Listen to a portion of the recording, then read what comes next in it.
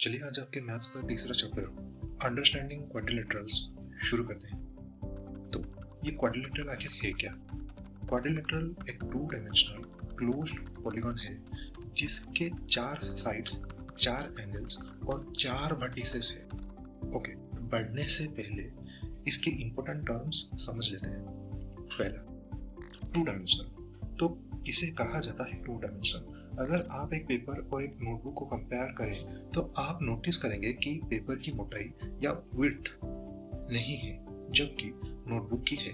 तो एक नोटबुक एक थ्री डायमेंशनल ऑब्जेक्ट है जबकि पेपर टू डायमेंशनल है। इसका मतलब ये कि एक क्वाड्रिलेटरल एक टू डायमेंशनल फिगर है जिसकी सिर्फ लेंथ और ब्रेड्थ है पर विड्थ या यूं कहे तो हाइट नहीं है।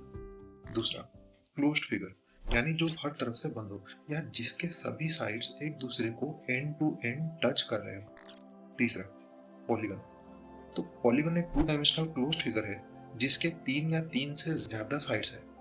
तो एक चार साइडेड पॉलीगन को हम क्वाड्रिलेटरल कहते हैं, वैसे ही जैसे थ्री साइडेड पॉलीगन को हम ट्रायंगल कहते हैं। अब जबकि हम जान गए हैं कि क्वाड्रिलेटरल के चार साइड्स हैं, आइए एंगल्स और वर्टिसेस को भी समझ लेते हैं। अब काफी स्टूडेंट्स यहाँ दोनों को कंफ्यूज कर लेते हैं। तो अगर आप यहाँ गौर करें तो आप यहाँ दो लाइंस को मीट करते हुए देख सकते हैं। जिस पॉइंट पर ये दोनों लाइंस मीट करते हैं उस पॉइंट को हम वर्टेक्स कहते हैं। लेकिन दोनों मीट करने के बाद जो डिग्री ऑफ डिफरेंस क्रिएट करते हैं उसे हम एंगल कहते हैं। जैसे कि ये दोनों लाइंस 90 डिग्री के एंगल पर वर्टिस ए पर मीट करते हैं। अब जब इंपोर्टेंट वर्ड्स जान ही रहे हैं तो चलिए कुछ और वर्ड्स भी जान लेते हैं जो इस चैप्टर में आगे काम आने वाले हैं। अब जब आप जान गए हैं कि साइड्स किन्हें कहते हैं, आपको ये भी जान लेना चाहिए कि अगर आप सारे साइड्स को मिलाकर उनका सम या टोटल निकालते हैं तो उससे उसका पेरीमीटर कहा जाता है। ठीक वैसे ही एक क्वाड्रिलेटरल या कोई भी शेप कितना जगह ऑक्युपाई करता है वो उसका एरिया कहलाता है। अगर आप दो लाइंस ड्रॉ करते हैं जो कि कभी भी एक दूसरे को टच नहीं करेंगे, चाहे आप उन्हें कितना भी स्ट्रेच कर लें, उन दो लाइंस को आप पैरेलल लाइंस कहेंगे। वैसे ही अगर दो लाइंस की लेंथ सेम होती है तो हम उन्हें इक्वल लाइंस कहते हैं। अब आप में से काफी स्टूडेंट्स ये सब जानते होंगे और ये सोच रहे होंगे कि ये सब हम क्यों रिपीट कर रहे हैं। तो सच तो ये है कि हम उन स्टूडेंट्स के डाउट क्लियर कर देना चाहते हैं जिनके डाउट्स 6 या 7 के क्लासेस में रह गए हैं, वरना उन्हें आगे के कॉन्सेप्ट समझने में काफी दिक्कत होगी। और ऐसे छोटे छोटे डाउट्स रह जाना काफी आम बात भी होती है। शायद आगे के क्लासेस में आपके भी कुछ क्लियर हो जाए। तो ये आखिरी है। अब इस पॉइंट को देखिए। इस पॉइंट यानी ए पर दो साइड्स जुड़ते हैं, ए बी और ए डी। अगर आप दूसरी ओर नजर डालेंगे तो वहां सी पर दो अलग साइड्स जुड़ते हैं, बी सी और सी डी। अब जैसा कि आप देख रहे हैं दोनों में साइड्स कॉमन नहीं है। अब वही बात हम बी और डी के बारे में भी कह सकते हैं। तो अगर एक लाइन ड्रॉ किया जाए जो दो ऐसे वर्टिसेस को जोड़ता हो जिनमें कॉमन साइड नहीं हो, उसे डायगोनल कहते हैं। अब जब आप जान गए हैं कि क्वाड्रिलेटरल्स क्या है, आइए समझते हैं कि ये कितने तरह के होते हैं। तो क्वाड्रिलेटरल्स तीन तरह के हो सकते हैं। पहला, ट्रापेजियम। दूसरा, काइट। तीसरा, पैरेललोग्राम। चलिए ट्रापेजियम से शुरू करते हैं। ट्रापेजियम एक ऐसा क्वाड्रिलेटरल है जिसके दो साइड्स पैरेलल होते हैं। याद रखिएगा, पैरेलल होते हैं, इक्वल नहीं। काइट काइट एक ऐसा क्वाड्रिलेटरल होता है जिसमें इक्वल साइड्स के दो पेयर होते हैं, यानी यहाँ पर A B is equal to A D और B C is equal to C D. Parallelogram parallelogram के ऑपोजिट दोनों साइड्स इक्वल भी होते हैं और पैरेलल भी होते हैं, यानी इस डायग्राम में ए बी डी सी के साथ इक्वल भी है और पैरेलल भी है, वैसे ही ए डी बी सी के साथ इक्वल भी है और पैरेलल भी। हाँ, एक और बात, अगर आप दोनों तरफ से डायगोनल्स ड्रॉ करते हैं तो जिस पॉइंट पे वो मीट करते हैं वो पॉइंट डायगोनल्स को एग्जैक्टली दो इक्वल पार्ट्स में डिवाइड करता है, यानी ए ओ ओ सी के साथ इक्वल होगा और डी ओ ओ बी के साथ इक्वल होगा।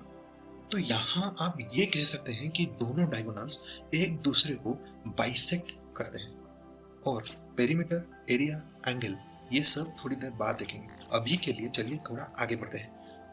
अब तक हमने देखा कि क्वाड्रिलेटरल्स 3 तरह के होते हैं, ट्रापेजियम, काइट और पैरेललोग्राम। ठीक है, पर पैरेललोग्राम के 3 और स्पेशल केसेस है, और वो है रोम्बस, रेक्टेंगल और स्क्वायर। चलिए रोम्बस से शुरू करते हैं। रोम्बस एक तरह का काइट ही है जो पैरेललोग्राम के सारे नियमों का पालन करता है। अब अगर आप डायग्राम की ओर ध्यान दें तो रोम्बस एक काइट ही है जिसके सारे साइड्स इक्वल हैं, जिसके ऑपोजिट साइड्स एक दूसरे से पैरेलल हैं और इसके डायगोनल्स एक दूसरे को बाइसेक्ट करते हैं। यानी एक रोम्बस एक काइट भी है और पैरेललोग्राम भी। और हाँ, एक और बात, जैसा कि आप जान पा रहे हैं, रोम्बस के डायगोनल्स 90 डिग्री एंगल पर बाइसेक्ट करते हैं। आगे बढ़ते हैं। जब रेक्टेंगल की बात आती है तो आपको काफी आसानी से पैरेललोग्राम के साथ इसकी सिमिलरिटीज नजर आ जाएंगे। यानी ऑपोजिट साइड्स पैरेलल और इक्वल है, डायगोनल्स बाइसेक्ट करते हैं, बस एंगल्स 90 डिग्री के होते हैं और उनके डायगोनल्स इक्वल लेंथ के हैं, जबकि पैरेललोग्राम के नहीं है। आखिर में आ गया स्क्वायर। अब सिंपल सी चीज याद रखें, स्क्वायर एक ऐसा रेक्टेंगल है जिसके सारे साइड्स इक्वल है। यानी स्क्वायर रेक्टेंगल के सारे रूल्स फॉलो करता है, बस साइड्स इक्वल है। तो हम ये भी कह सकते हैं कि एक स्क्वायर एक रोम्बस, रेक्टेंगल और पैरेललोग्राम के प्रॉपर्टी शो करता है। अब जबकि आप सारे क्वाड्रिलेटरल्स के बारे में जान चुके हैं, चलिए उन्हें थोड़ा और मैथमेटिकली समझने की कोशिश करें। ट्रापेजियम और काइट के बारे में ज्यादा डिटेल्स में आपके बुक में डिस्कस नहीं किया गया है, तो लगभग इस चैप्टर के सभी क्वेश्चंस पैरेललोग्राम से ही रिलेटेड होंगे। तो पैरेललोग्राम की पेरीमीटर, डायगोनल और एंगल्स के बारे में तो आपकी बुक में डिस्कस किया गया है, पर एरिया नहीं, वो आगे की क्लासेस में देखेंगे। अगर एरिया आपके सिलेबस में है और हमने मिस कर दिया है तो कमेंट्स में डाल दीजिएगा, हम जल्द से जल्द उसके ऊपर भी वीडियो लाने की कोशिश करेंगे। तो अगर आपको याद होगा तो हमने पहले ही डिस्कस कर लिया था कि साइड्स के टोटल को पेरीमीटर कहते हैं। तो इस पैरेललोग्राम का पेरीमीटर होगा A B plus B C plus C D plus D A. ठीक है, रुकिए जरा, ए बी और सी डी इक्वल है, वैसे ही बी सी और डी ए भी तो इक्वल है। तो अगर ये लिखा जाए कि A B plus B C plus A B plus B C तो कुछ गलत नहीं होगा।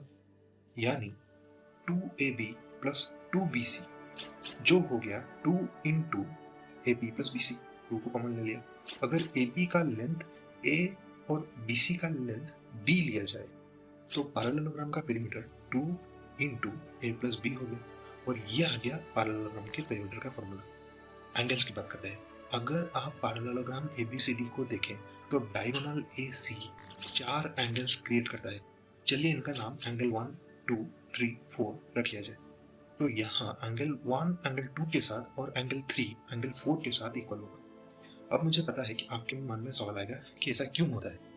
आपके बुक्स में इसे कॉन्ग्रुएंसी मेथड से समझाया गया है, जो कुछ लोगों को डिफिकल्ट लग सकता है। चलिए थोड़ा अलग तरीके से समझते हैं एक एग्जाम्पल की मदद से। सपोज एक पैरेललोग्राम है ए बी सी डी और उसका एक एंगल है ए सी। अब हमें सिर्फ 2 चीजें दी गई है क्वेश्चन में। पहला, एंगल बी 60 डिग्री का है और angle A C D 40 degree है। तो इसे सॉल्व कैसे किया जाए? ठीक है, पैरेललोग्राम के रूल्स याद रखिए। ऑपोजिट एंगल्स इक्वल होते हैं, यानी एंगल बी एंगल डी के साथ इक्वल है तो दोनों हो गए 60 डिग्री। तो पैरेललोग्राम के सारे इंटीरियर एंगल्स को मिला के 360 डिग्री होता है। ये एक फैक्ट है, इसे याद रखना, मेंशन करना भूल गया था। तो angle A plus angle B plus angle C plus angle D 360 degree हो गया। यानी angle A plus angle C plus 60 degree plus 60 degree हो गया 360 डिग्री, क्योंकि हमें बी और डी का वैल्यू पता है। तो angle A plus angle C हो गया 360 डिग्री माइनस 120 डिग्री, जो आ जाता है 240 डिग्री। अब क्योंकि एंगल ए और एंगल सी ऑपोजिट एंगल्स हैं, तो एंगल ए और एंगल सी इक्वल है। यानी हम ये लिख सकते हैं कि angle A plus angle A is equal to 240 degree. तो ये हो गया 2 angle A is equal to 240 degree और एंगल ए आ जाता है 120 डिग्री। तो angle A is equal to angle C is equal to 120 degree. अब दोनों के वैल्यू मिल गए। अच्छा, अगर यहाँ एंगल सी से अगर हम एंगल ए सी डी को माइनस कर देते हैं तो हमें एंगल ए सी बी का वैल्यू पता चल जाएगा। यानी एंगल ए सी बी हो गया 120 डिग्री माइनस 40 डिग्री, जो आ जाता है 80 डिग्री। अब हमारे पास एक ट्रायंगल के दो एंगल्स हैं, यानी तीसरा एंगल इजीली फाइंड आउट कर सकते हैं। तो एंगल बी ए सी हो गया 180 degree minus 80 degree minus 60 degree, जो हो गया 40 डिग्री।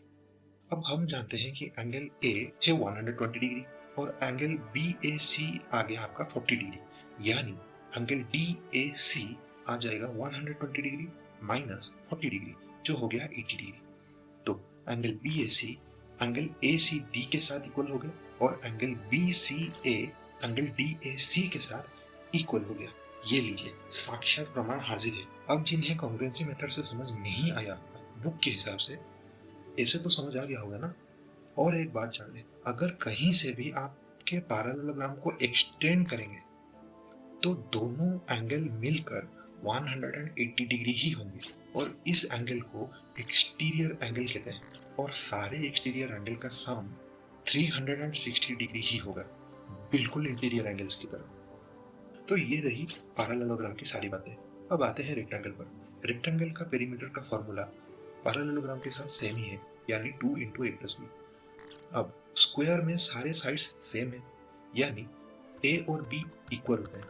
तो 2 × a + a = 2 × 2a = 4a। तो पेरीमीटर स्क्वायर आ गया 4a। ये बात ध्यान से सुनिएगा, एक रो में 6 बॉक्सेस हैं और कॉलम में 4 बॉक्सेस हैं। तो टोटल कितने बॉक्सेस हुए, कैसे जानेंगे आप? तो आप कहेंगे कि 6 × 4 तो 24 बॉक्सेस हो गए।